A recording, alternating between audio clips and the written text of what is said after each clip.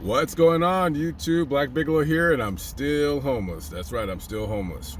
Yep.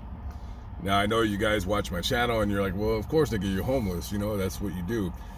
I never consider myself homeless because I've always had my trailer. But now I don't have my trailer because it's totally just broken down. It's not worth the headache of me fixing it. It's just too old. It's time to get something new. Normally, when I have something, I like to keep it. I grow an attachment to it, like this van. What are you gonna do? So I'm having a problem because the little trailer's done, right? I'm basically already gave it away to somebody. Unless somebody comes to buy it, I pretty much have already said, fuck it, you can have it. So I got two other trailers. I got a cargo box trailer and I got another older camper trailer. The older camper trailer, I just don't want to deal with it. It looks kind of cool, but it's not what I really wanted. I bought it last April as an emergency because I thought the other trailer was totally done, but it ended up being able to get fixed.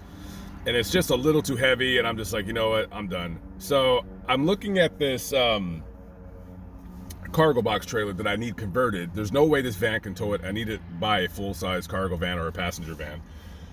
All the vans in Texas they're all overpriced, every single one of them. And yeah, I know it's the new normal, and I totally hate that term, but what are you gonna do? You're gonna like this little story. This is how shitty looking for and now I kind of feel now I know what people go through when they buy homes, except for like I'm trying to get one ASAP and people are just window shopping, which is, whatever. So this is funny. I see this I'm driving down the street, right, and there's traffic, so I just jump off the freeway and I take the side road down. So I'm driving down the side road and I see this trailer, perfect size. I want to say it's like 14 feet long. That's the longest I want a trailer, is 14 feet. I see this trailer. It's a 1989 Terry travel trailer. I already know it's too heavy for this van to tow because those older trailers can get really heavy. So I called the guy and said, hey, I want to see your trailer. He comes, he shows me the trailer, and it's cozy on the inside. It doesn't have a lot of space, but it has like a lot of space to put my stuff in. I would guess if I were to put solar on that trailer and get like a little battery bank going, I would call that the perfect trailer. So I say, okay, he's asking $4,000 firm for it. I personally wouldn't give him $4,000 because it has water damage, but what older trailer doesn't have water damage? Now this trailer is parked at this old business that he owns, and there's a Mercedes parked in the front of it. So I have one thing I want to check. I want to see what the tongue weight on this trailer is versus my van, see how much it sags, to see if I could even pull it out of there. I'm going to make an offer. I think I was going to offer him $3,500. I don't know if he would have took it. Probably not, because people are really weird nowadays about selling shit. So I say, can we get this car out of the way so I can check to see if my van could at least tow it out of here? This motherfucking toothless fuck says, oh, I don't have a battery. Just like that. Like he don't give a shit. And I'm like thinking to myself, is this fucking asswipe trying to sell it, or he doesn't care? I have no idea. So I said, okay, like I'm not gonna deal with it. I'm not gonna continue any further with him. So I said, all right, thanks, man. I leave. Whatever. So a couple days later, which would be like I think it's 2 days ago now. So I'm on Marketplace. Now I don't want to say I'm getting desperate for a van, because to me, getting desperate is going to a dealership and just paying whatever the fucking price they want, which, I no longer need to do now. And I'm looking and I see this van, but it's in Missouri, pretty close to Iowa. So you know what that means. When you got a van up there, you're gonna have a lot of rust. But this van looks pretty clean. It's $9,500, has a little over 100,000 miles on it. And the only thing I don't like about the van, it's like one of those super long vans, that I don't want one of those. I want like a medium-sized van. And so I called the guy. I'm like, you still got the van? It's a little dealership. He's like, yeah. And I said, okay. I said, can you take some pictures of the undercarriage to see how badly rusted it is? He's like, yeah, sure. He sends me the pictures. It's not that bad at all. I totally would buy it. I would have no problem. There is rust, but it ain't that bad. And he goes, yeah, this is a pretty clean van. I said, yeah, it is. So the next day, I'm making plans to drive up there. Now, I'm about 350 miles away, right? But I'll go drive up there to go look at the van. So the next day, the ad says pending, like it's pending sale. And I said, shit, somebody already got it, whatever.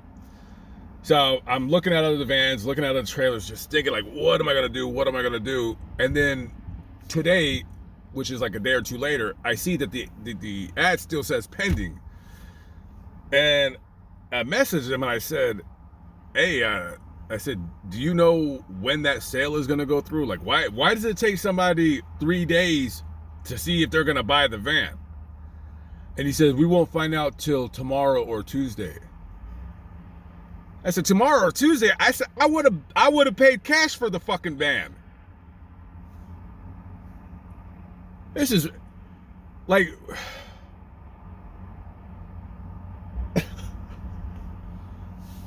that is what I'm going through right now.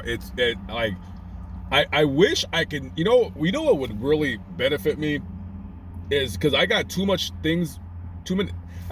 crap going on with like this me not having a place to sleep, right? Like, sleeping back there, it's fine. I know I got a bunch of crap right there, but guys, this is a minivan.